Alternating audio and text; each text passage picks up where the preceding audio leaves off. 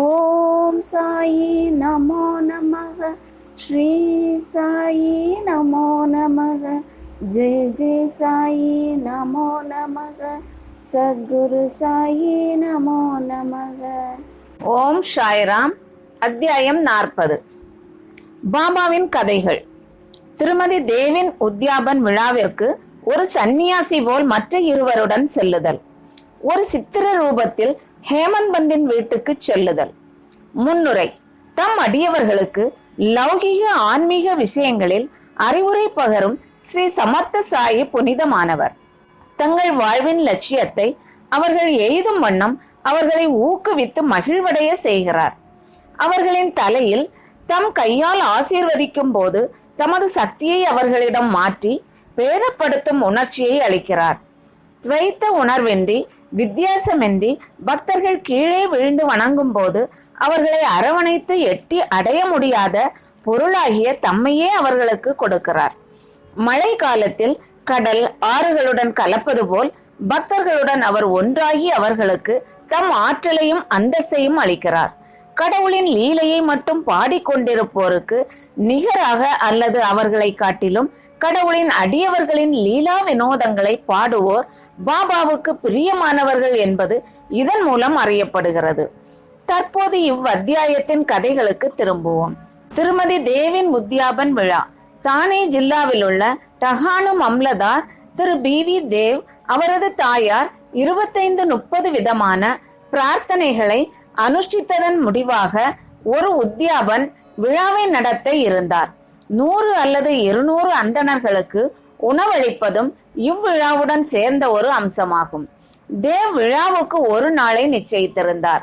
சாய்பாபாவின் விஜயத்தாலன்றி விழா உரிய முறையில் பூர்த்தி அடையாத ஆகையால் விழா விருந்தில் கலந்து கொள்ள அவரின் சார்பில் பாபாவை வேண்டிக் கொள்ளுமாறு பாபு சாஹேப் சோஹிற்கு ஒரு கடிதம் எழுதியிருந்தார். பாபாவிடம் பாபு சாஹேப் ஜோக் அக்கடிதத்தை படித்து காண்பித்தார்.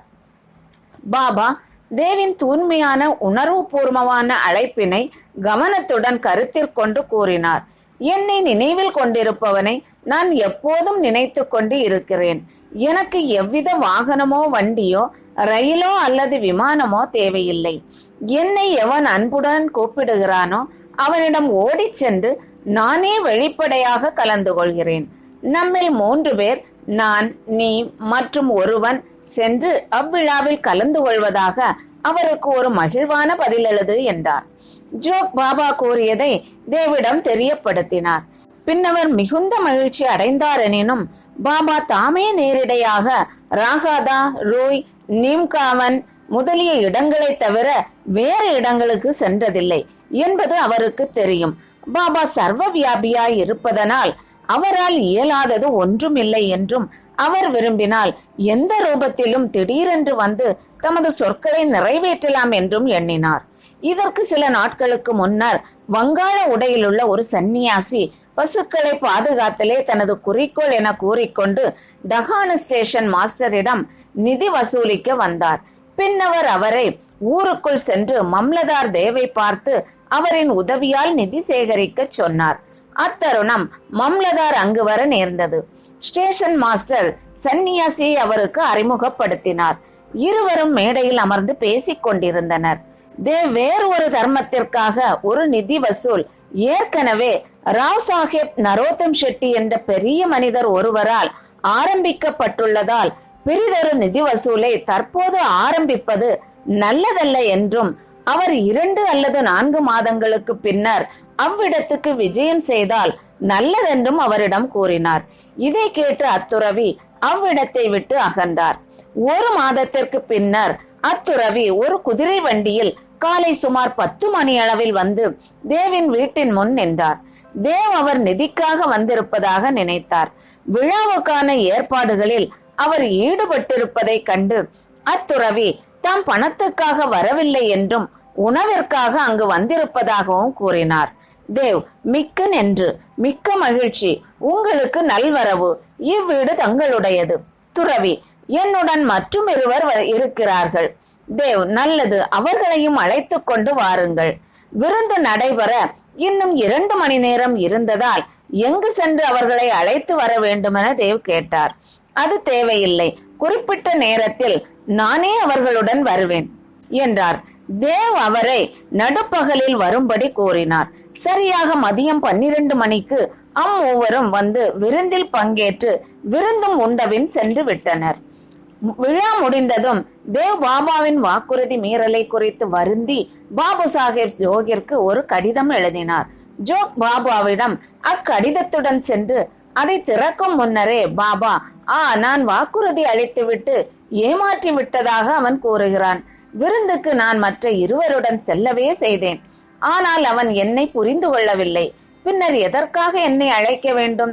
சந்நியாசி நிதி ஏற்க அவனிடம் வந்திருப்பதாக அவன் எண்ணினான். அது பற்றி அவனுக்கு ஐயத்தை நான் நீக்கவில்லையா? மற்றும் இருவருடன் வருவதாக நான் கூறவில்லையா? மூவரும் உரிய நேரத்தில் வந்து உணவு உட்கொள்ளவில்லையா? பார், எனது மொழிகளை காப்பதற்கு நான் எனது உயிரையே தியாகம் செய்வேன். எனது மொழிகளுக்கு மாறுபட்டு நான் இருக்கவே மாட்டேன் என்றார். இப்பதில் ஜோகின் உள்ளத்தை மகிழ்வடைய செய்தது. இவை அனைத்தையும் தேவுக்கு தெரிவித்தார். அதை அவர் படித்தவுடனே ஆனந்த கண்ணீர் விட்டார். வீணாக பாபாவை குற்றம் கூறியதற்காக தம்மை தாமே கடிந்து கொண்டார்.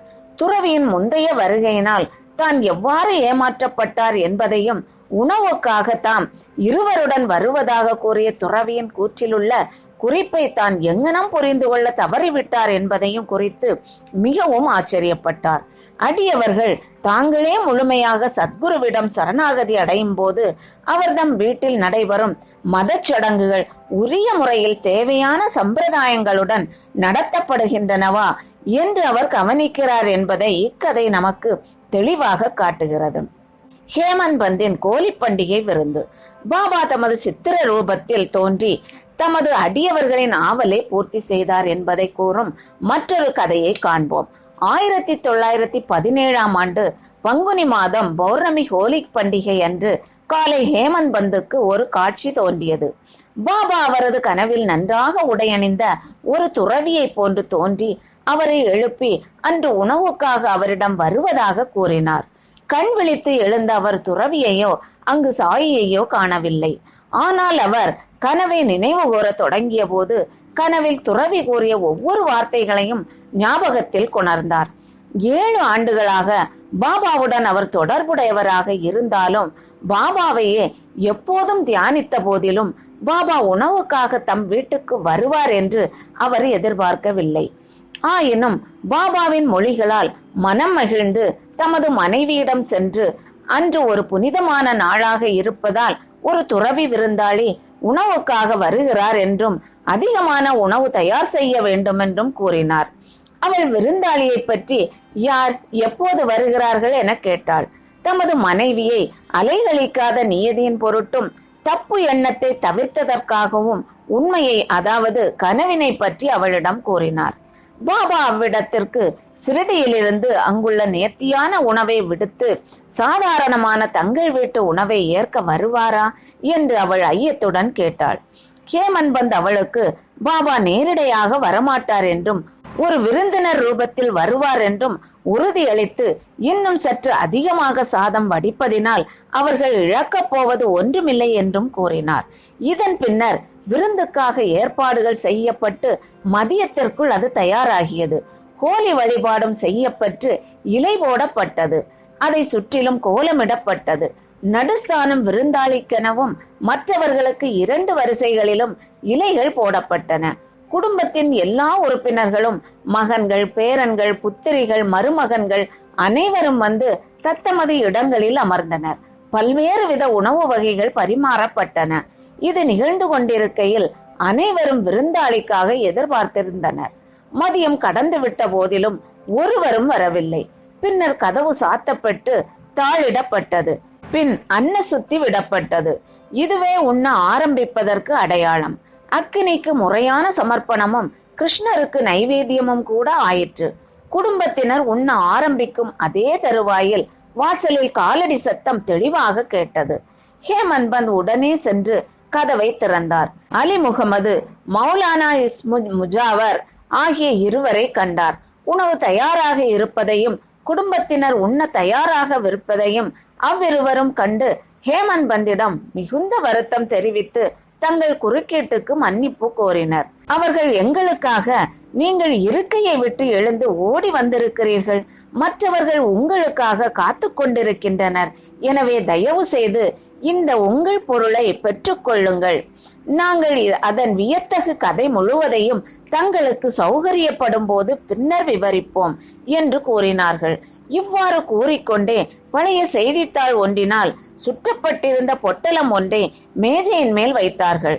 ஹேமந்த்பந்த் அதனை பிரித்து பார்க்கையில் அவருக்கு பெரும் ஆச்சரியத்தையும் வியப்பையும் விளைவிக்கும் வகையில் சாய்பாபாவின் பெரிய அழகிய படம் ஒன்றை கண்டார். உடம்பு முழுவதும் மயிர்கூச்செறிய, கண்களில் நீர் வழிய, மிகவும் மனமுருகி தனது தலையை சுற்றி படத்தில் உள்ள பாபாவின் பாதங்களில் வைத்துக் கொண்டார். பாபா இத்தகைய ஆச்சரிய லீலையால் தம்மை ஆசீர்வதித்திருப்பதாக நினைத்தார். அறிவதற்கு ஆர்வம் மேலிட அப்படத்தை அவர்கள் எப்போது வாங்கினார்கள் என்று கேட்டார். அலி முகமது தாம் அதை ஒரு கடையில் இருந்து வாங்கியதாகவும், எல்லோரும் காத்திருப்பதால் அப்படத்தை பற்றிய எல்லா விவரங்களையும் பிறிதொரு சமயம் சொல்லுவதாகவும் மற்றவர்களுடன் அவரை உண்ணச் செல்லுமாறும் கூறினார். ஹேமந்த்பந்த் அவர்களுக்கு நன்றி தெரிவித்து வழி அனுப்பிவிட்டு சாப்பிட வந்தார். பின்னர் ஏற்கனவே ஒதுக்கப்பட்டிருந்த இடத்தில் படம் வைக்கப்பட்டு நைவேத்தியம் உரிய முறையில் செய்தான பிறகு அனைவரும் உண்ணத் தொடங்கினார்கள். படத்தில் உள்ள அழகிய ரூபத்தை கண்டு அனைவரும் மிக மிக சந்தோஷப்பட்டனர். இவையெல்லாம் எங்கனம் நிகழ்ந்தன என்பது குறித்து வியந்தனர்.